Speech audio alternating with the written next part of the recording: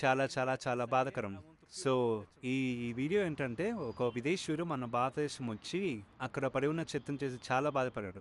అంటే భారతదేశం చాలా అందమైన దేశం కదా! సో, ఇంకా ఎందుకు మారట్లేదు జనాల మధ్యల చాలా చదువుకున్న ఉన్నతమైన స్థితిలో ఉన్నవారు ఉన్నారు కదా! జనాలు ఎందుకు మారటం లేదు? సో, చెత్త పడేయడం చాలా తప్పు.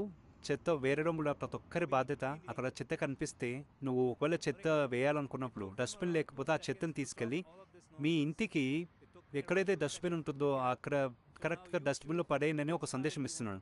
తను ఈ వీడియోలో కూడా తన వంతు బాధ్యతగా తన చెత్తను తీసుకొని తను ఉండే హోటల్‌లో పడేస్తున్నాడు చూడండి. మనం మారాలింకా. మార్పు రావాలి. మన దేశం పట్ల మనకి ఆ బాధ్యత ఉండాలి. సో, ఈ వీడియో చూసిన ప్రతి ఒక్కరు మీరు చదువుకున్న వారైనప్పటికీ, చదువులేని వారైనప్పటికీ ఈ వీడియో ప్రతి ఒక్కరికి షేర్ చేసి తెలియజేయండి. మార్పు ప్రతి ఒక్కరి బాధ్యత. మనము మన దేశాన్ని కాపాడుకుందాం. వచ్చే జనరేషన్స్ వాళ్ళందరికీ మంచి దేశంనిద్దాం.